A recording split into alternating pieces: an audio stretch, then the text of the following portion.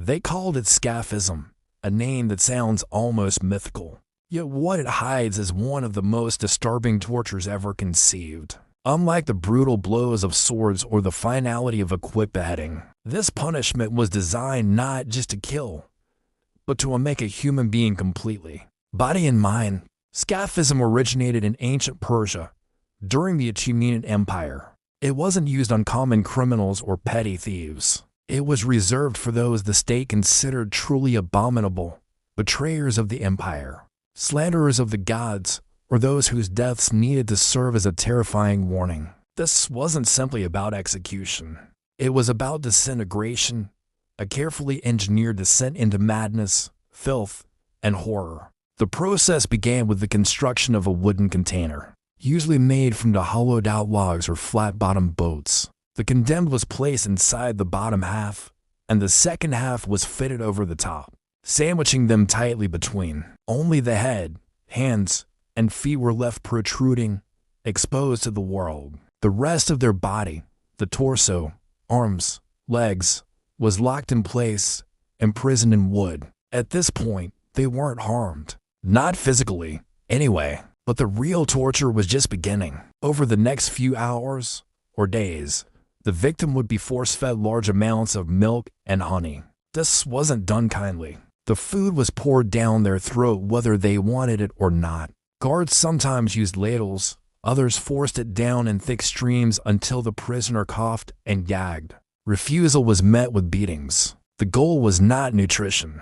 It was internal chaos. With no control over their digestion, the victim would soon begin to experience severe diarrhea. Their bowels, flooded with lactose and sugar, emptied inside the boat, and since they were immobilized, they were forced to lie in it. Over time, they became submerged in their own excrement, bathing in a warm, sticky stew of feces, vomit, milk, and honey. But that was only part of the horror. Next, the executioners would take more honey and rub it all over the prisoner's exposed skin, particularly the face, arms, and feet. They applied it thickly, coating every inch. The sugary scent, combined with the already festering smell of feces, attracted insects almost immediately. First came the flies, then the beetles, ants, gnats, and mosquitoes. In some cases, the execution site was placed near swamps or stagnant water to maximize the infestation. The honey became a sticky trap. The victim's skin was soon crawling with thousands of insects, all biting, laying eggs, and nesting. The ears and nostrils were popular entry points.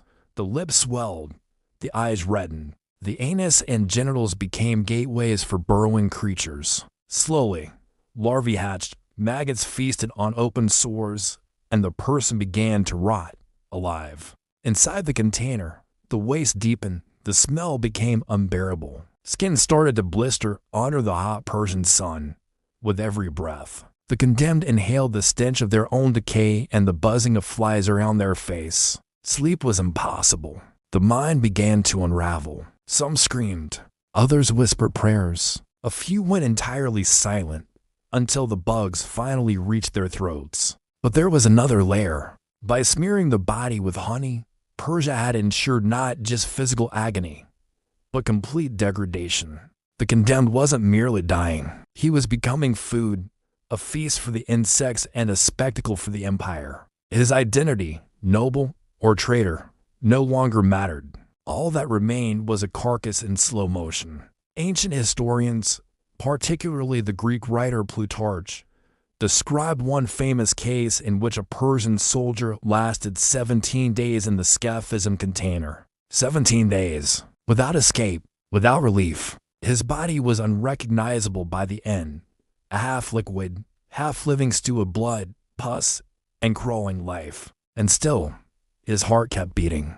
The worst aspect of Scaphism wasn't just the physical pain, though that was unimaginable, but the psychological terror of time. Every moment felt like a century. Every tick of the sun overhead was a reminder that it wasn't over, that the body could still feel, that it could still scream, that the end might not come for days. To onlookers, Scaphism was a lesson. It reminded the people of what the empire could do if defied.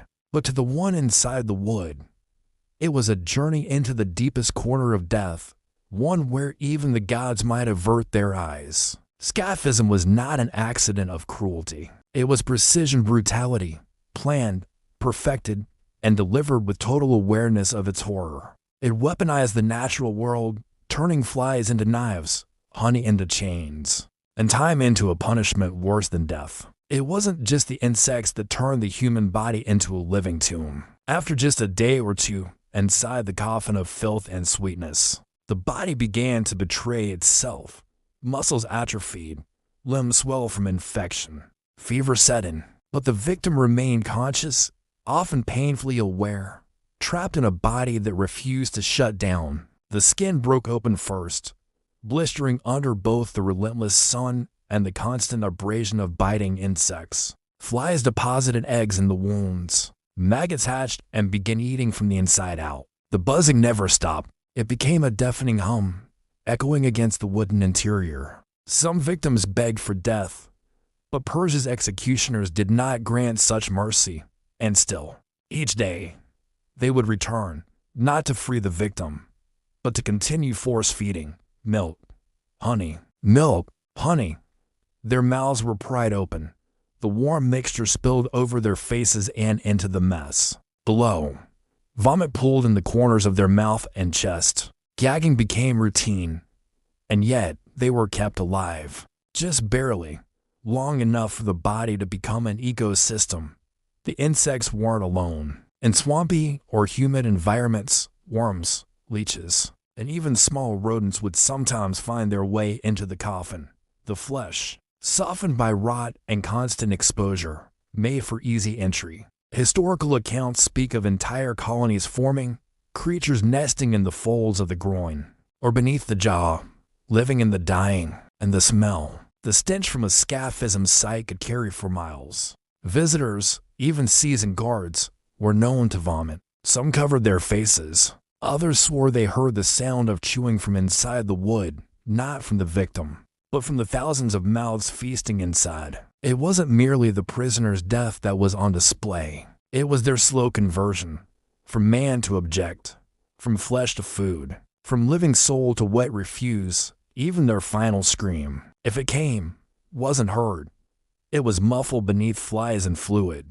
Incredibly, the state kept records. Certain chroniclers described the event with unsettling detail, recording the number of days survived, the state of the body, and the reaction of the crowd. One entry reportedly noted that the condemned moved his eyes until the 12th day, though the lids had rotted off. Another described a victim whose teeth had fallen out from fever and whose tongue had blackened, but who still responded to the guards with a twitch of his cheek. This wasn't just execution. It was biological erasure. The surrounding area, often a marsh or lowland plain, would become a garden of death.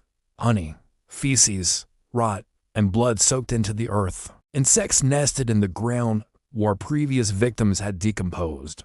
The Scaphism boats were sometimes reused, washed out, but stained beyond cleaning. New prisoners would be placed inside, unaware they were entering not just a coffin, but a throne of horror inherited from the last. Why such cruelty? Why build a machine of death so precise? Because in Persia, as in many ancient empires, terror was policy. It wasn't enough for justice to be done. It had to be seen, heard, and remembered. The method had to burn itself into memory, into legend. A quick death left no mark. But Scaphism?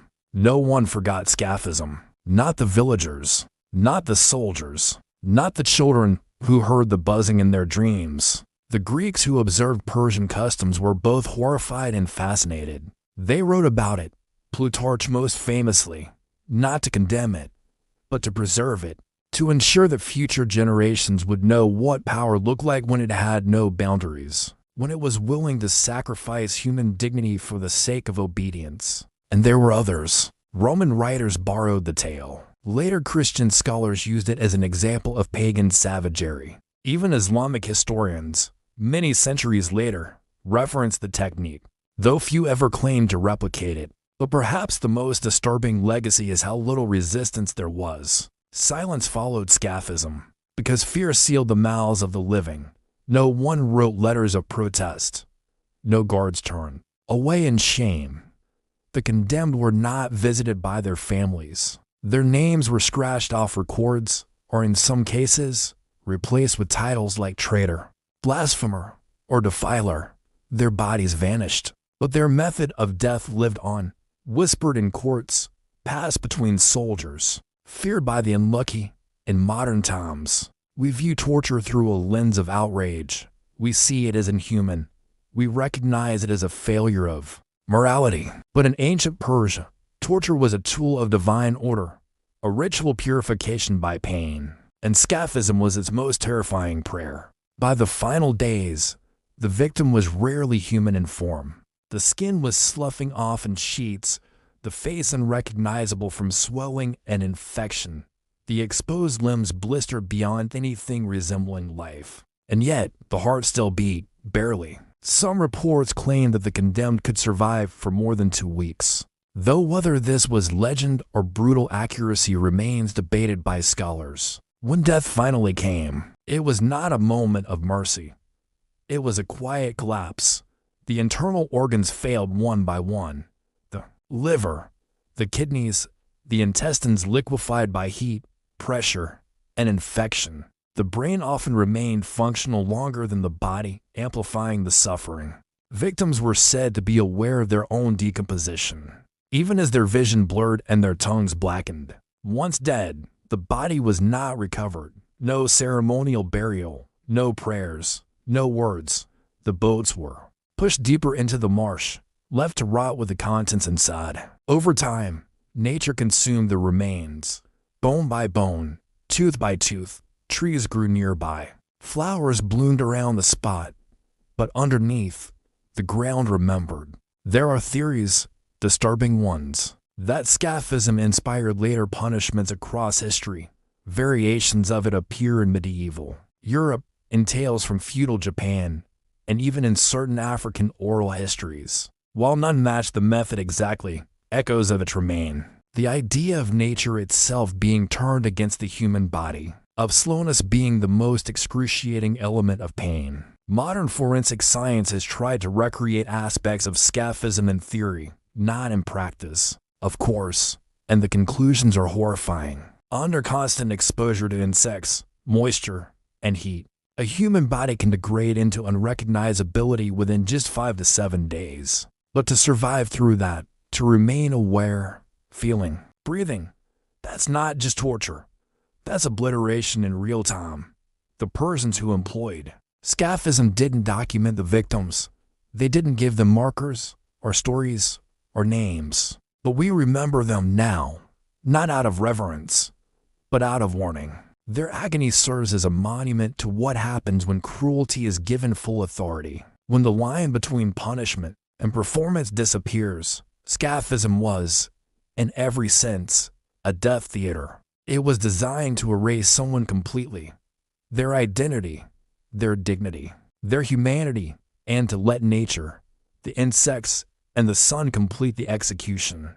It wasn't about justice. It was about fear. It was about making sure no one ever asked the same questions, ever stepped out of line, ever dared to rebel. Today, we speak of history and dates and dynasties and wars and treaties. But tucked between those records are these moments, the ones that test the limits of human imagination and human endurance. And the Persian death by honey, the Scaphism ritual, remains one of the most terrifying, not because it was swift, but because it was slow, not because it was loud, but because it was long, silent, and inescapably real. So next time you hear of torture through fire or blade, remember, in ancient Persia, it was not the heat or the steel that broke you. It was the sweetness of honey, the buzz of flies, the pressure of time, and the haunting knowledge that nature itself had been turned against you. Welcome to Torture's Room, where death isn't just a moment, it's a process.